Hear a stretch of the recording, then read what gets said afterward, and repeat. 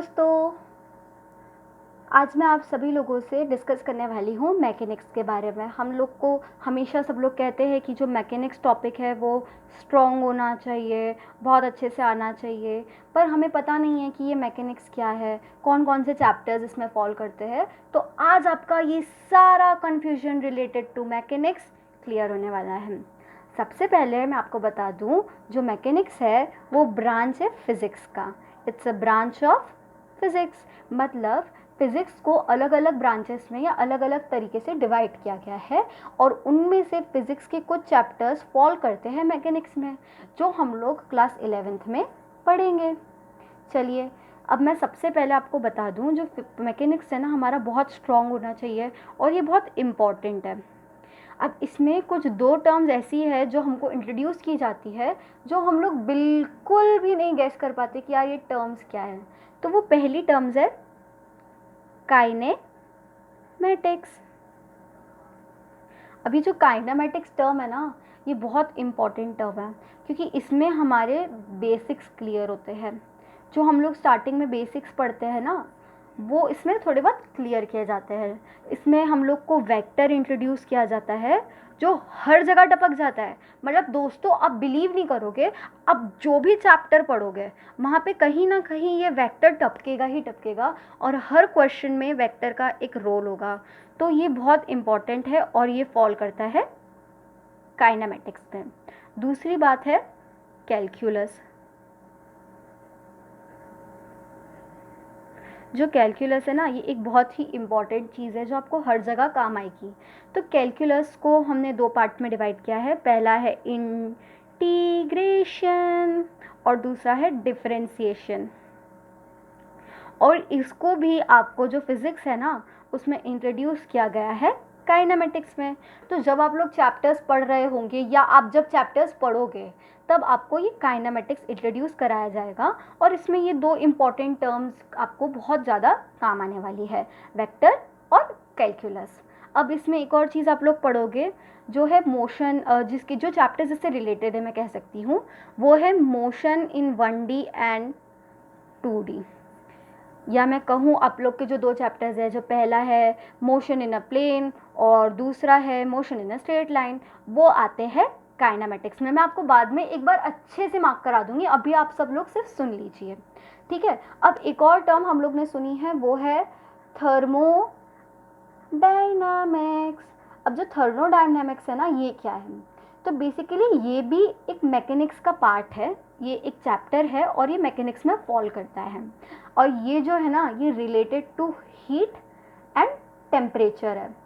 इसमें आप बहुत सारे लॉज पढ़ोगे और ये आपको इंट्रोड्यूस कराएगा अलग अलग टाइप से हीट के रिलेटेड लॉज, और ये भी एक इम्पॉर्टेंट चैप्टर है, ठीक है। तो बस यही है मैकेनिक्स के कुछ ऐसे टर्म्स जिनके बारे में हम लोग ने बिल्कुल भी नहीं सुना था, और हमारे अजीब से दिमाग में क्वेश्चन था कि यार ये क्या है, क्यों पढ़ा रहे हैं यार।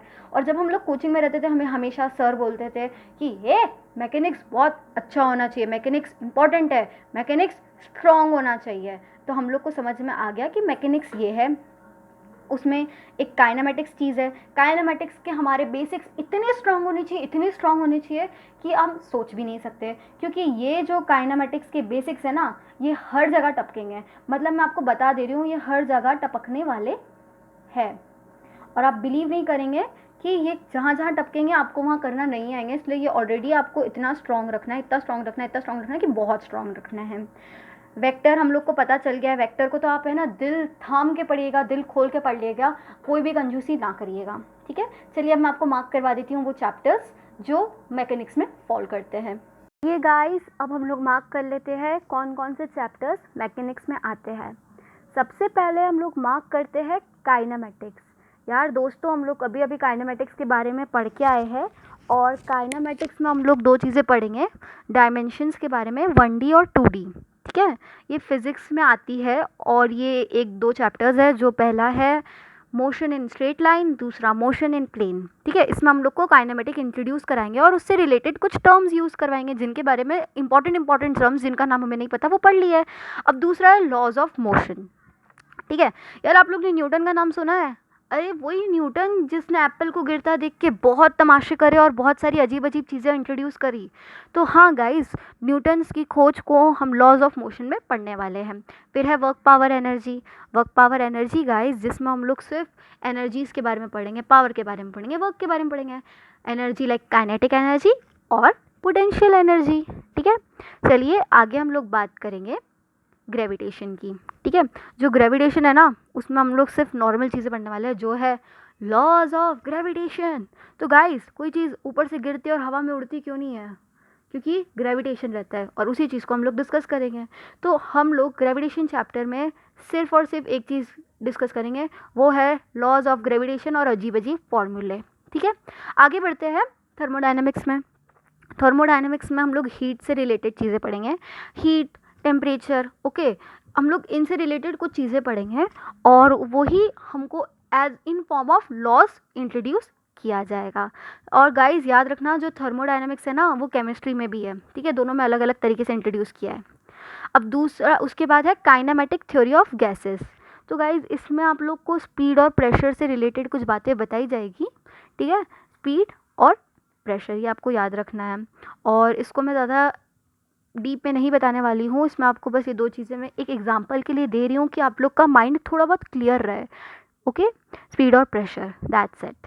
उसके बाद हम लोग डिस्कस करेंगे oscillation and waves. Oscillation and waves यार, जिसमें हम लोग को वेव्स के बारे में बताएंगे। ये नाम तो बहुत सुना हुआ है, तो मैं आप लोग को ज़्यादा डीप में नहीं ले जा रही, आप लोग को आखिरी में पढ़ना ही है। मेंटल स्टेट अभी थोड़ी क्लियर होनी चाहिए, क्योंकि यार 11th है। ठीक है, ये सारी चीज़ें आप लोग को बहुत स्ट्रांग रखनी है गाइस। ठीक है, और ये जो मैकेनिक्स है, ये बहुत बहुत ज़्यादा इंपॉर्टेंट है। ठीक है, फॉर जेई एंड बोर्ड्स।